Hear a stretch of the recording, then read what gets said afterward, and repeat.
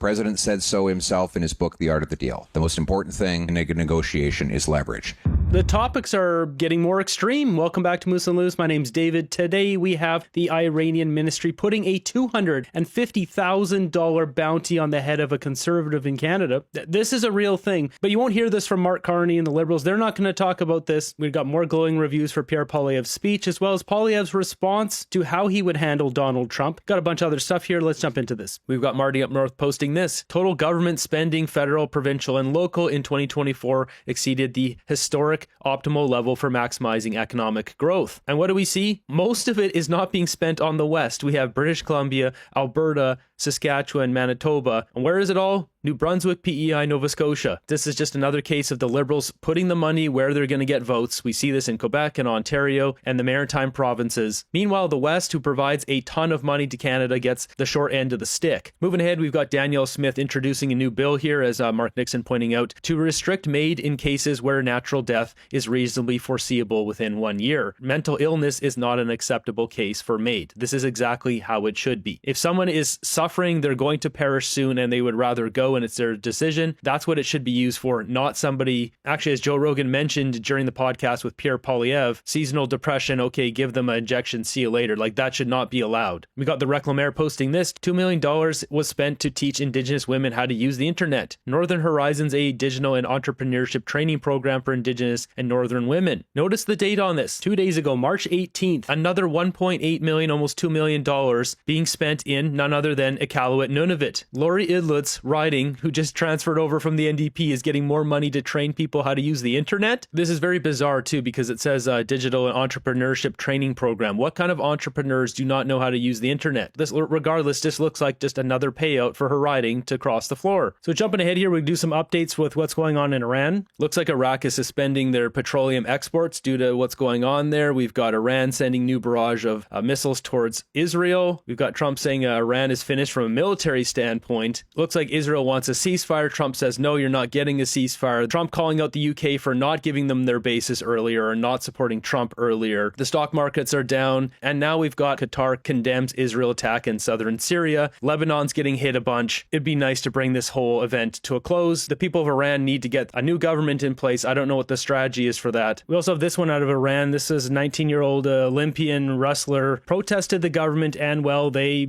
ended him. Moving ahead, we got table salt with this one. Remember when Trump said he needed Greenland to stop China, and then Mark Carney refused to say China was a threat in the Arctic, even though Carney said earlier the greatest threat to Canada was China? So as he says, so if that's the case, why do Inuit communities need to worry about China? This is bad. So this is in regards to CTV's article here. Critics urge Ottawa to help Inuit resist Chinese surveillance economic dependence. Instead, what does Carney do? He gets further in bed with China. With that, we got conservative Michael Cooper and this guy here, Gary Clement, the former national director of the RCMP's Proceeds of Crime program. It says here that Gary Clement and Michael Cooper reveal that Carney and the RCMP signed a security agreement with the same Chinese department who installed 4 Chinese police stations in Canada to intimidate diaspora. So we start off this clip here talking about the fake Chinese police stations that are in Canada. And listen to this here. Enforcement in China is part of the PRC apparatus.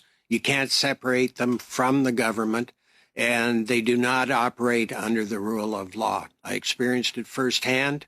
I experienced it on one occasion when probably a year before I took my retirement, I was tasked with meeting a delegation from China. This is the last time they came over looking for people under an alleged economic offense, and I put it in quotations. And they wanted, they basically literally sat down in the room. There was 4 Chinese from the delegation and stated, we expect you to identify where they are and we'll look after it from there, quote unquote. So as he said, the Chinese police do not operate under the rule of law. This is who Carney wants to get us closer to. Recently, 10 Hong Kong diaspora organizations sent an open letter to Mark Carney expressing deep fear and anxiety about this agreement. In essence, they are concerned that Beijing will use this agreement to target political opponents of the regime in Canada under the guise of law enforcement. You provided, I think, an example of that. Would you agree that those concerns are valid? Absolutely. In fact, that's the reason I believe the police stations were set up here in the first place. It's to push their agenda, and we have to understand that they have a number of united front organizations operating in this country, which also support anything that the alleged police stations would do. So those United Front organizations, as he mentioned, I've worked to try to map out as many as possible here. I mean, they put their tentacles in every organization they can, or they'll create new organizations to have their tentacles in, to have more influence over Canadians, and not just Canadians, all over the world, Australia, America, you name it. Have Canada's biggest security threat. We have a prime minister entering into an agreement with Canada's biggest security threat on matters of security and law enforcement. It would seem to me, if there's any matter in which Canada should be reticent about getting involved with Beijing and cooperating on, it's on matters of security and law enforcement. Would you agree with that? 100% agree. 100%. It's just one thing after another. We've got Mike Duhaime here, the RCMP commissioner, getting questioned by Vasi on suddenly no problems with India. Justin Trudeau said Modi came and attacked people here. Carney's wiping this off the table. And Mike here saying, yeah, there's no connections anymore. Yeah, my question, though, however, Commissioner, with great respect, was whether it still exists. You made very specific claims in October of 2024. We conducted an interview a number of months later when those individuals had been expelled from this country, and you said at the time the threat had significantly decreased as a result of that action. We now have Indian diplomats back in this country. How do you assess the threat to the public safety of, in particular, South Asian communities right now? Well, I can assess the threat based on the criminal intelligence that we have. And the service has their role to assess the threat to Canadians as well. But what we're seeing right now in the numerous files, not numerous, but in the files that we have that involve transnational repression, we're not seeing any connection right now with any foreign entity. So that's right. They're not seeing anything. I trust a hungry dog at a barbecue more than I trust this guy. Based on the criminal information, the investigation that we have presently. So am I to interpret that? I just want to be clear, because you know that there's a lot of interest in this, that there is no threat to the public safety of Canadians vis-a-vis agents of the government of India based on the intelligence and the information you have before yourself. I'm saying that based on the totality of the files that we have when it comes to foreign interference or transnational repression, what we have in our holdings is we have people that are intimidating people, harassing people, but connecting the dots to a foreign entity, regardless of the country, we don't have that. They don't have that. They just don't have it. Apparently Sam Cooper has it, though. Iran's K-word network ran through Toronto. Affidavit reveals Canadian web infrastructure, Hong Kong crypto links, and terror financing behind cartel plot targeting Ottawa politician. This is a real title. This is a real story that no one else is covering except Sam Cooper. Ottawa/Washington. Before the United States government seized 4 websites operated by Iran's intelligence ministry and dismantled a network that had directed Jayasco New Generation Cartel to behead an Ontario politician at her Ottawa home. Those 2 sites were registered through a Toronto company that enables website owners to cloak their identities. Now, before we go on, let's just put a face to this. It's this lady here. It's Goldie Gamari, as Ontario Proud pointing out, a former Ontario Progressive MPP who now has this $250,000 bounty on her head because of Iran's Ministry of Intelligence, which is a different administration as the IRGC. They overlap. They're both going into the Iranian government. But I mean, this is essentially coming from Iran, putting a bounty on her and on another lady in LA, a lawyer in America. Court documents unsealed by the U.S. Department of Justice on Thursday reveal that Goldie Gamari, a prominent Iranian-Canadian activist and former progressive conservative member of the Ontario legislature, was targeted with a $250K bounty issued by Iran's Ministry of Intelligence and Security and offered to cartel K-word bad people, according to the threat itself, were already deployed in Canada. That's right. They're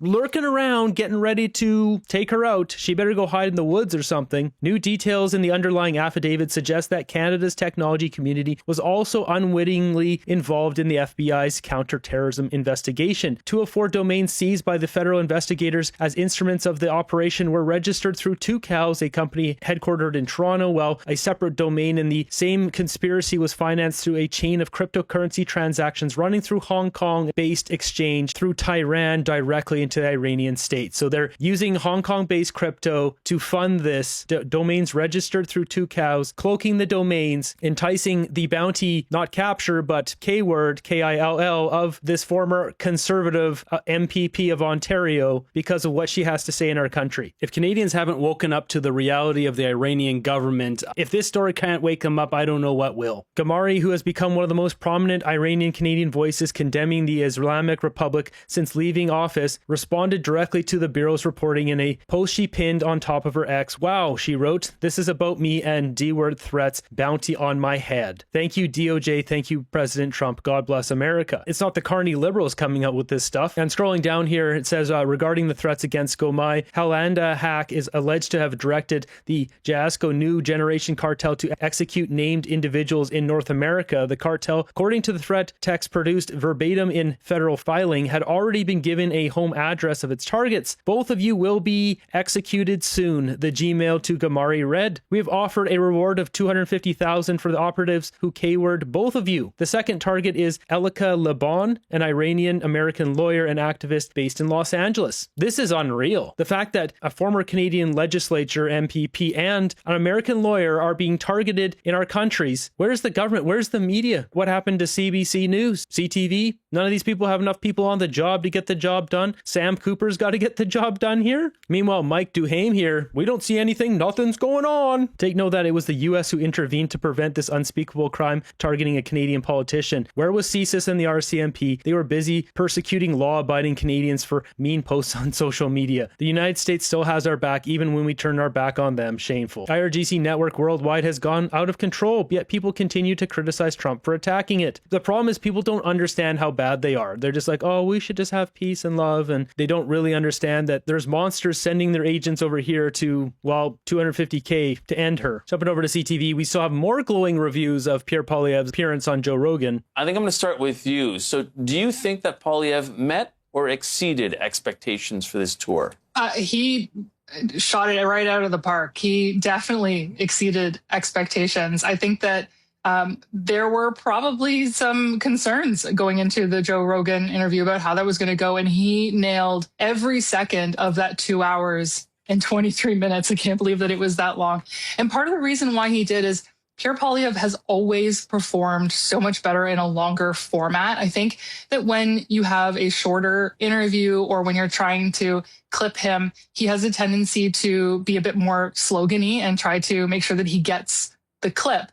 When you have the opportunity to sort of sit back, relax a bit, and really explain yourself and speak openly for over 2 hours, that's when you really get to see the real Pierre Poilievre. And look, did I need to learn as much as I did about mixed martial arts or kettlebells from that interview? Perhaps not. But I think a lot of Canadians and Americans, because this is the largest platform that there is in podcasting. Joe Rogan is basically this generation's Howard Stern when it comes to such a size and scale of his platform. So this is Pierre Poilievre speaking directly to Americans about the Canadian cause, defending Canada, talking about our sovereignty, and doing it in a way that was incredibly accessible and respectful, with an amazing tone and authenticity. I think that was a very good response there. That's exactly it. Pierre is best, I believe, as she said too, in these long form podcasts where he's not worrying about getting out the specific information as quick as possible, which comes off slogan-y or it just comes off as talking points, but it's just more conversational, relaxed. He should definitely do more of them. That's where he shines. One other thing we're seeing from all this as well, Pierre's covering all the media coverage because Carney's on vacation. He's getting his bunions waxed in Rome or whatever he's doing. Same thing with Tim Hodgson. These guys aren't filling any of the media space, and I wonder if Pierre and his team planned this out. They knew he was going to go on vacation at that time and decided to do this tour where they would fill the media circuit when Carney had nothing coming out. Now, going back to Pierre's appearance in New York, I want to bring up this clip here. He gets asked about how he would handle Donald Trump. How could you make the case to President Trump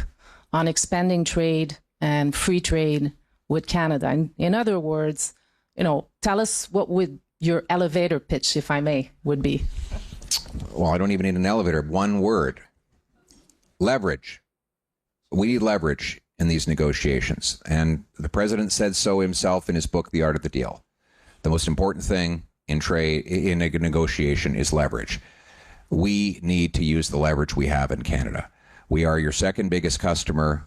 We are your biggest external supplier of energy and raw materials.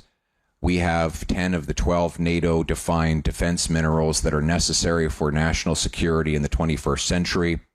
We are responsible for the biggest share of airspace, water, and land in the entire hemisphere, which means that we are vital to the national security of the United States, and we are about to carry out the biggest single military buildup in our country's history, which will mean lots of procurement opportunities for firms in partner countries.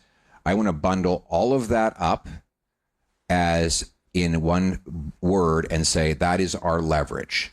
We can make America more affordable, safer, and richer if we have tariff-free trade between our two separate countries, and both of us will win.